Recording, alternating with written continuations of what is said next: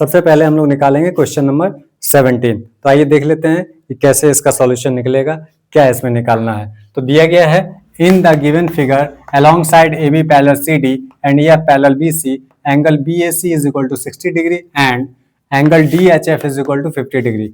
Find angle GCH। GCH कहाँ है? GCH ये है, GCH ये एंगल आपको फाइंड करना है। एंड एंगल AGH ये एंगल आपको फाइंड करना। तो ये फाइंड कैसे होगा? अब ये फाइंड इस तरह से होगा कि आपको इन्होंने रिलेशन दे रखा है AB पैरेलल CD। AB और CD ये दोनों पैरेलल हैं, ये दोनों पैरेलल हैं। थोड़ा आपको और क्लियर कर देते हैं इसको, यदि हम थोड़ा सा एक्सटेंड कर लें तो इसको थोड़ा हमने एक्सटेंड कर दिया। अब आप देख पा रहे हो कि AB और CD पैरेलल हैं, तो AB CD पैरेलल हैं, तो ये जो AC क्या है, ये AC ट्रांसवर्सल बनना। जब ही AC ट्रांसवर्सल हो गया तो ये एंगल और ये एंगल आपस में इक्वल होंगे, ये और ये दोनों एंगल आपस में इक्वल होंगे। क्यों इक्वल होंगे? क्योंकि ये अल्टरनेट इंटीरियर एंगल्स बन रहे हैं। अल्टरनेट इंटीरियर एंगल होने के कारण ये दोनों आपस में इक्वल हो जाएंगे। तो ये 60 है तो ये भी 60 हो गया। क्लियर? इस ट्रायंगल का हमने एक एंगल निकाल लिया है। अब दूसरा इसका एंगल कैसे आएगा? दूसरा एंगल आएगा इससे, ये और ये दोनों क्या कर रहे हैं, इस पॉइंट पर H पर एक दूसरे को इंटरसेक्ट कर रहे हैं, तो यहाँ बन गया वर्टिकली अपोजिट एंगल। तो ये 50 तो ये भी 50, तो ये 60 आ गया, ये 50 आ गया। Okay clear?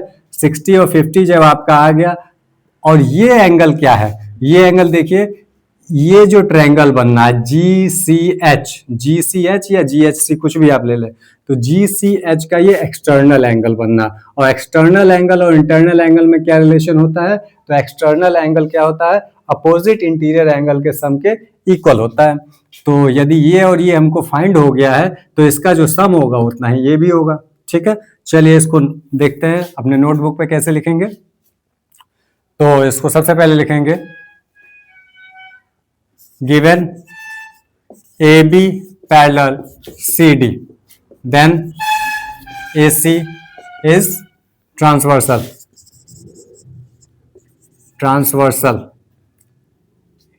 ठीक है। उस कंडीशन में angle BAC, so angle BAC is equal to angle ACD, angle ACD is equal to 60 degree. क्यों हो गया? तो लिखेंगे अल्टरनेट इंटीरियर एंगल। ओके, अब आगे बढ़ते हैं। तो हमको पता चल गया ये 60 डिग्री है।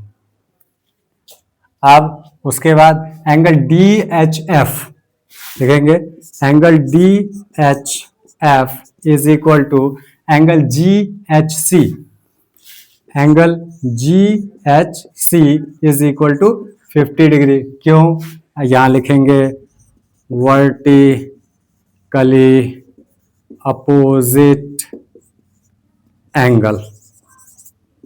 इतना क्लियर हो गया? तो ये 50 डिग्री हो गया। नाउ आप लिखेंगे एंगल AGH,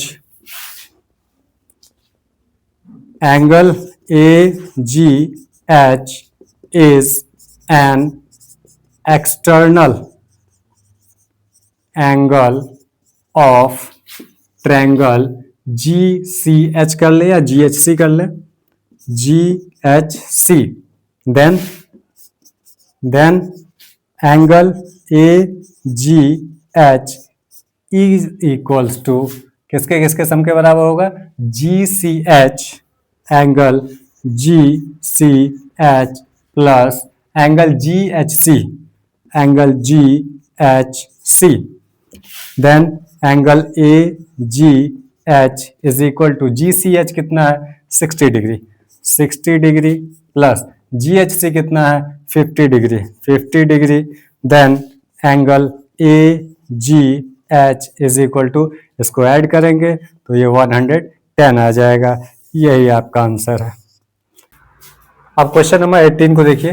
18 में क्या कह रहा है कि आपको ये फिगर दिया गया है इसमें x की वैल्यू फाइंड करनी है। तो कैसे वैल्यू फाइंड करेंगे? तो वैल्यू फाइंड करने के लिए सबसे पहले यहाँ पर d होगा, इसको हम थोड़ा प्रोड्यूस करेंगे, कहाँ तक? e तक प्रोड्यूस कर दिया। अब यहाँ पर क्या होगा? x की वैल्यू कैसे निकलेगी? x क्या है? इस ट्रायंगल का एक्सटर्नल एंगल है। ओके, एक्सटर्नल एंगल इन दोनों के सम के इक्वल होगा, यानी आपको केवल क्या फाइंड करना है? ये फाइंड करना है। यदि ये आ गया तो सीधे सीधे इसको ऐड करेंगे, वो वही होगी x की वैल्यू। तो वो कैसे होगा? तो ट्रायंगल ACE जो आपको दिख रहा है, तो ट्रायंगल ACE के लिए ये क्या हो गया? एक्सटर्नल एंगल हो गया। तो एक्सटर्नल एंगल इन दोनों के सम के इक्वल होगा, तो सीधे सीधे इसको ऐड करके ये फाइंड कर देंगे, इसको ऐड करके ये फाइंड कर लेंगे। ठीक है, तो देखिए इसको नोटबुक पे कैसे लिखेंगे। तो हम लोग लिखेंगे in the given figure CEB, angle CEB is equal to DEB, angle DEB। इतना क्लियर हो गया? अब लिखेंगे angle DEB is equal to this plus this, opposite interior angles के सम के बराबर। तो लिखेंगे एंगल EAC या CAE, कुछ भी लिख सकते हैं, एंगल CAE ही लिख देते हैं, plus angle ACE, angle ACE। ठीक है, यहां लिख देंगे exterior angle property, exterior angle property. ठीक है, अब आगे चलते हैं, वैल्यू रखते हैं। Angle DEB is equal to CAE की वैल्यू 55 डिग्री प्लस ACE की वैल्यू 30 डिग्री, दोनों को ऐड करेंगे तो angle DEB is equal to ये ऐड होके 85 डिग्री हो गया। ये आपका आ गया 85 डिग्री। अब क्या करना है? Angle CDB,